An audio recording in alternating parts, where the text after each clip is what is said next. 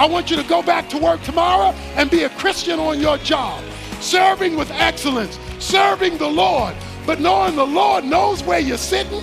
He knows how long he wants you there. He knows when it's time to move, and he knows the bills that you have to pay, and says he is your source and everything else is your resource.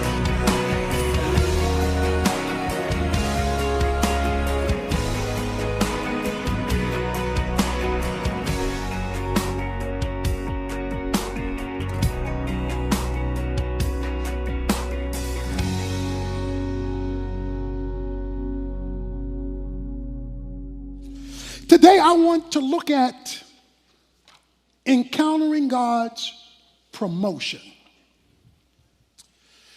A promotion is when you are lifted from one level to another level. Many of you know what it is to be promoted in your job, or to be promoted in your experience, or to be promoted from the JV to the varsity team, to go through things that lift you to a higher level. In our story today from Daniel chapter 3, a promotion is going to take place.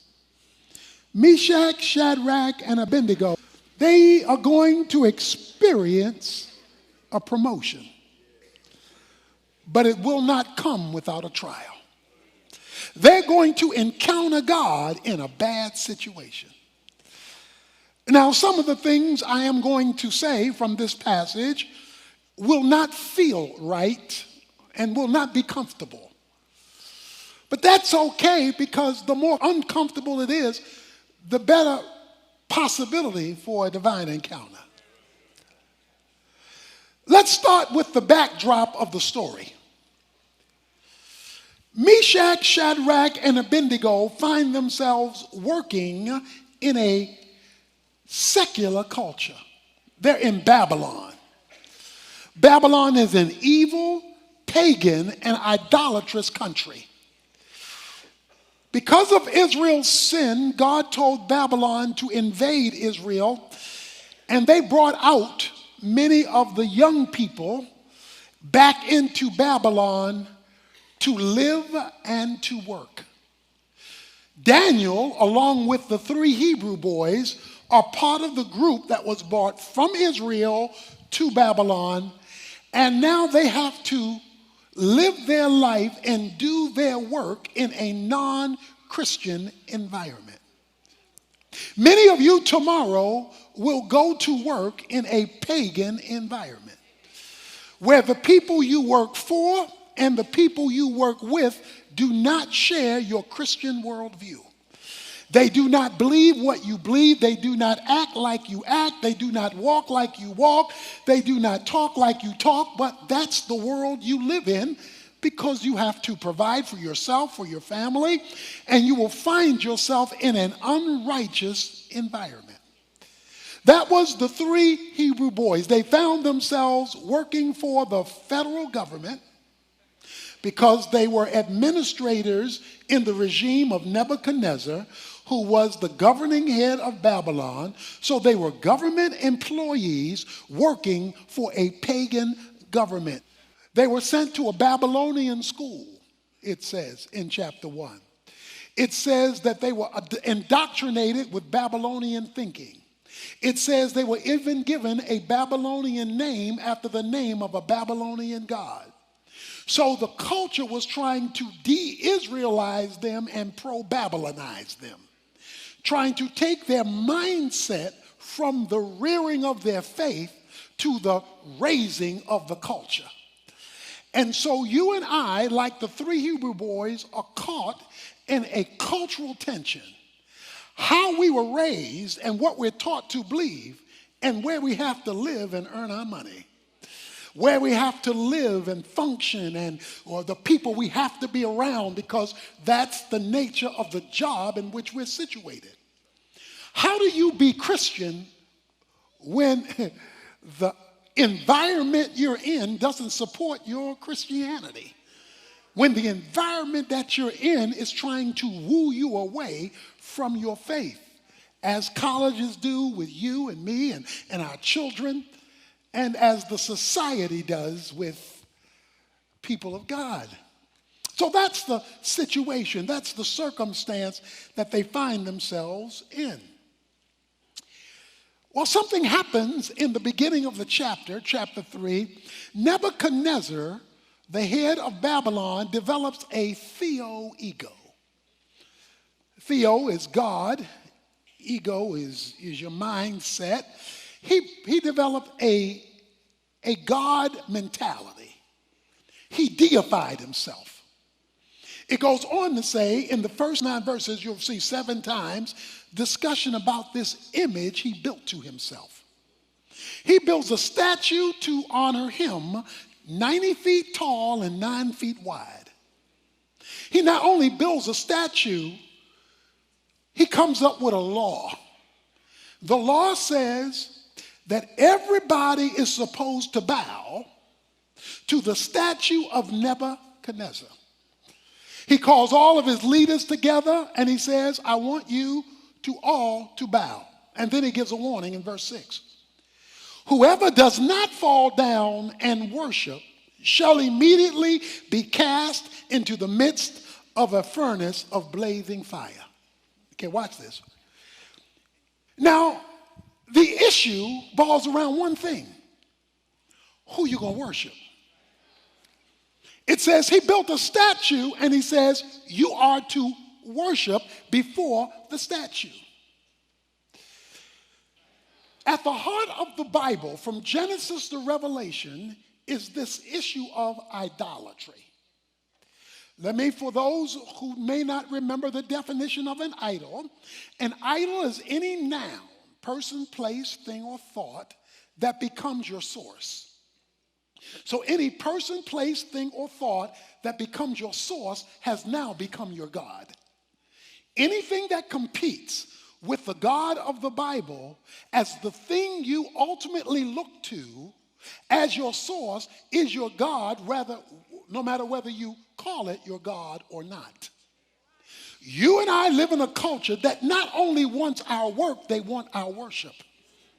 Because they often ask us to compromise biblical values in order to be accepted or in order to be promoted. So Shadrach, Meshach, and Abednego found themselves in a dilemma, and their career was on the line.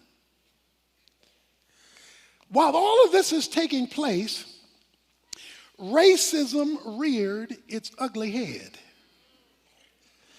A racial dilemma takes place because verse 8 says, for this reason at that time certain Chaldeans came forth and brought charges against the Jews. So some Babylonians brought charges against the Jews. They didn't like the Jews. They didn't want the Jews working at the company.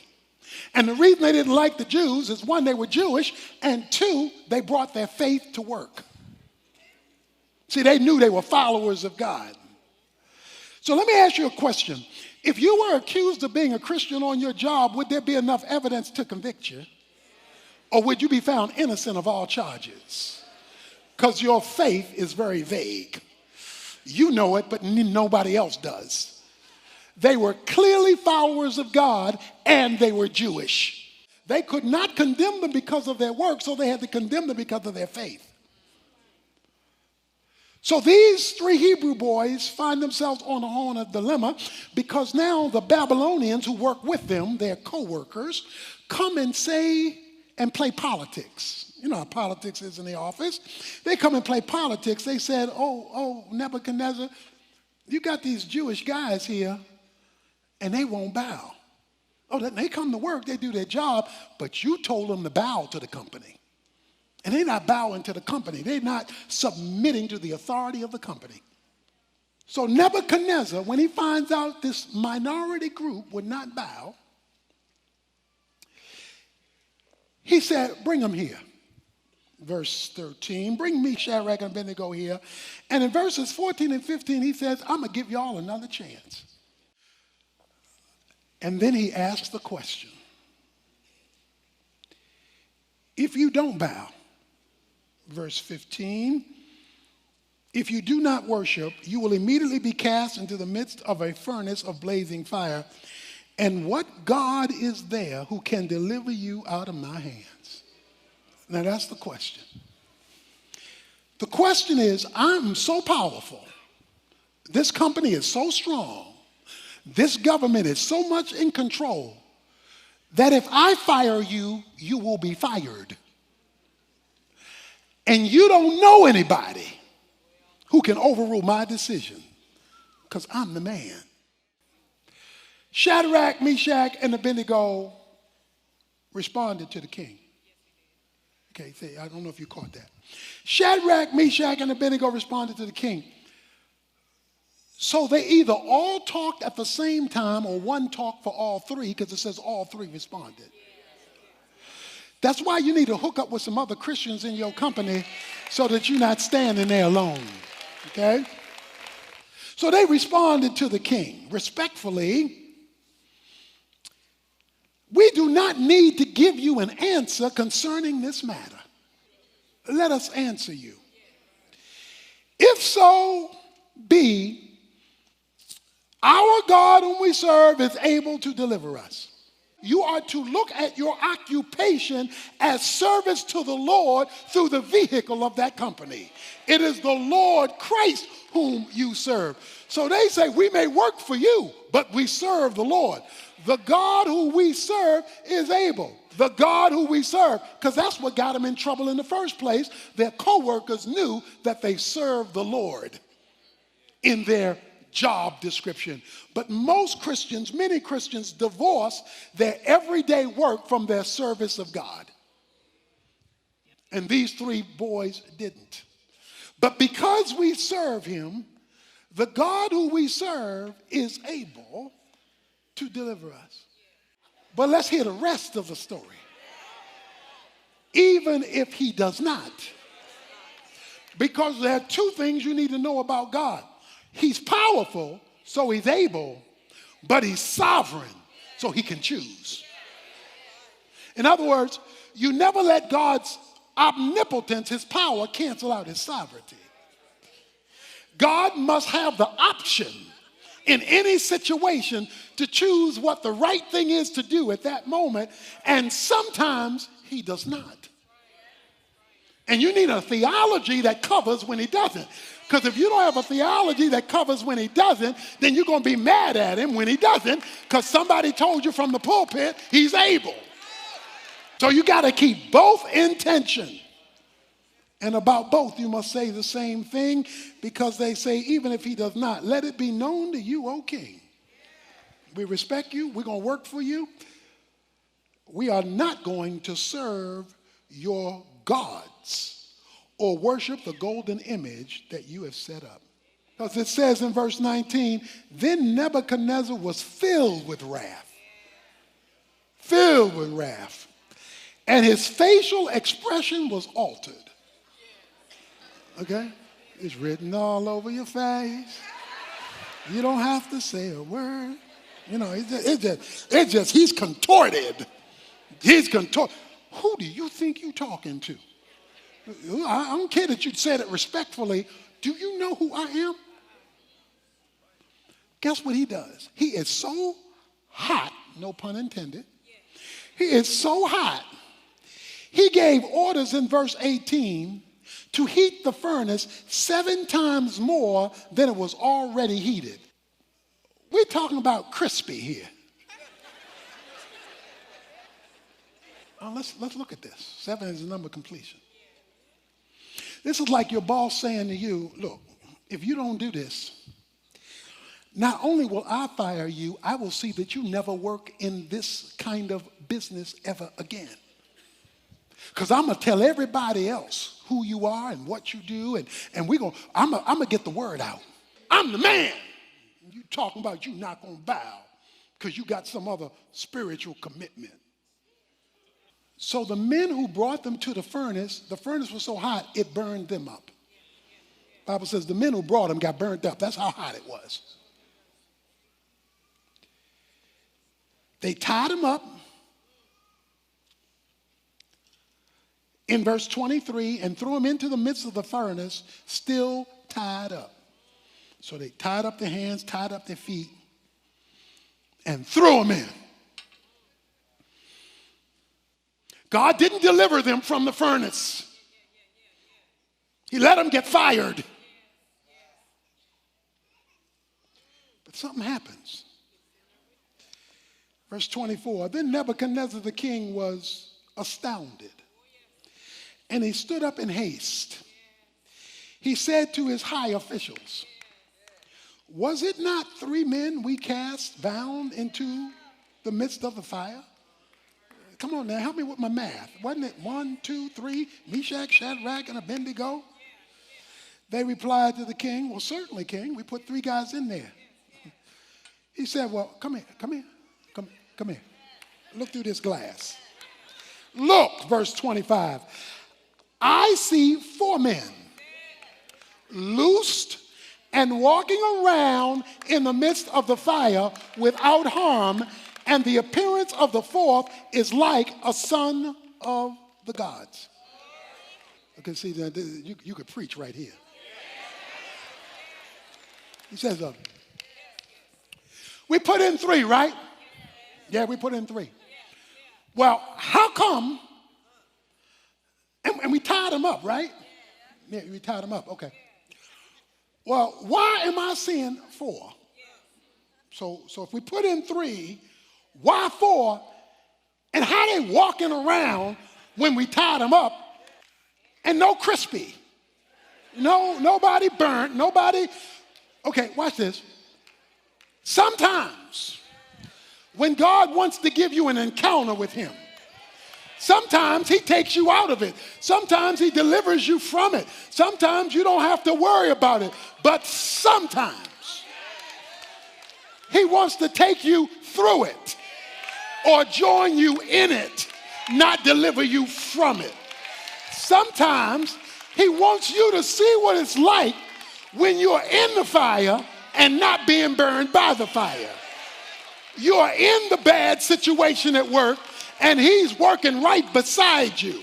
He says, I see 4, and the 4th one I see looks like somebody straight from heaven. Sometimes heaven wants to join you in a bad situation without taking you out of it. He just gonna join you in it. But whether he takes you from it or joins you in it, you have an encounter with the living God, because you're supposed to be all shook up, all tied up, all screaming and hollering and worried and depressed. And here you are walking around the fire. Here you are strutting around the fire. Here you are moving around the fire. They messing with you at work and you still walking. They criticizing you at work and you still praising. They're making it hard for you and you still getting it on. Why? Because you know you're not by yourself. Because sometimes he wants you to see what it's like when you're in the fire with the Lord.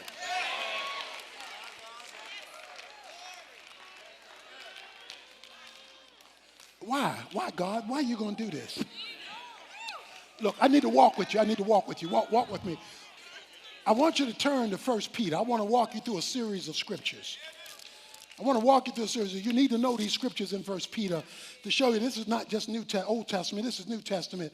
He says in 1 Peter a number of scriptures that will change your bad situation at work, change your bad situation at the company when you have this kind of understanding of a bad suffering season in your life. He says in 1 Peter chapter 2, verse 20, he says, for what credit is there if when you sin, you are harshly treated? You endure it with patience. But if when you do what is right and suffer, for if you patiently endure, this finds favor with God. So if you're doing right and taking your stand, you're making God happy and you're finding favor with God even though you're suffering. Look at chapter 3, verse 14. He says, but even if you should suffer for the sake of righteousness, you are blessed. And do not fear their intimidation. I don't care who they are or what their title is. Don't be scared of their intimidation, and do not be troubled just because they talking smack and talking noise if you're suffering for righteousness. Verse 17, for it is better if God should will it so that you suffer for doing what is right rather than doing what is wrong.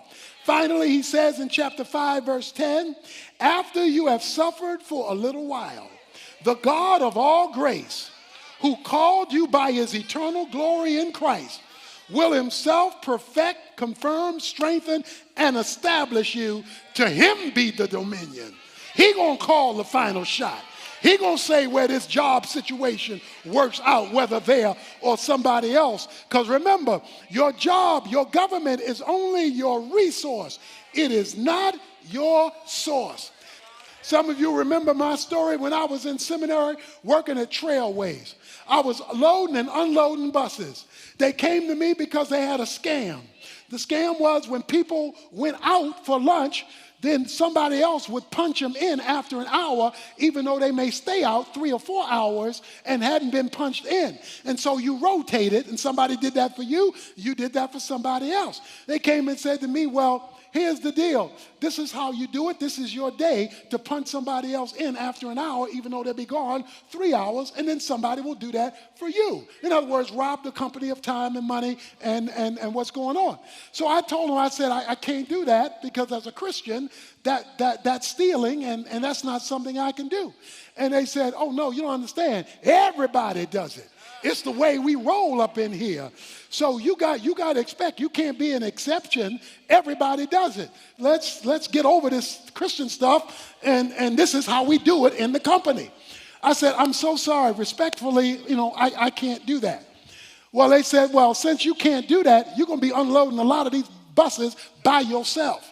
When the buses came in, I wound up having to unload a lot of them by myself because they wouldn't help me because I didn't conform to what they were asking me to do that was clearly unbiblical with the company. This went on for weeks and weeks and weeks. I'm discouraged. I'm depressed. I'm frustrated because this has been thrown on me, and I have that same attitude that we all have sometimes. God, why are you letting this happen to me when I'm trying to be fair to you?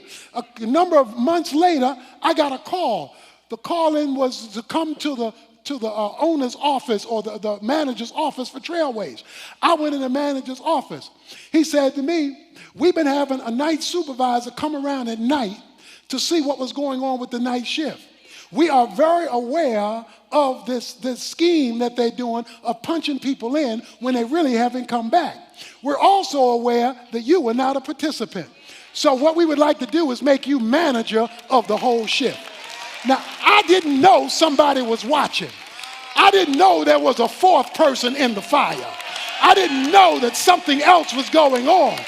But you have to understand that when God decides to promote you, it doesn't matter what men say to you. So it's time for us to take a stand. A man was on an island one day, and he got shipwrecked on this island, and nobody was there. He was out there by himself, and he wondered, well, how was he going to survive on this island? He put some sticks together to make a little hut to keep him away from the inclement weather, and he got in that hut. But through a series of events, the hut caught on fire. So the hut is on fire. He's on this isolated island. A few days later, a boat comes to deliver him from the island. He said, well, how did you know I was on the island? Oh, they said it was simple. We saw the smoke signals you were sending up to let us know you were here. Sometimes God lets you catch fire, but it's really a smoke signal saying to God, God, here's where I am. And even though I'm in a fire, I know you know where I'm located. So I want you to go back to work tomorrow and serve the Lord Christ. I want you to go back to work tomorrow and be a Christian on your job, serving with excellence, serving the Lord. But knowing the Lord knows where you're sitting, he knows how long he wants you there, he knows when it's time to move, and he knows the bills that you have to pay. And says he is your source, and everything else is your resource. You can lift your head up high, and even if the rest of the folk don't like you on the job, you just find you a Meshach, a Shadrach, and an Abednego, and you take your stand for God, because God ultimately owns the company. Let's give him some praise in the midst of your problem.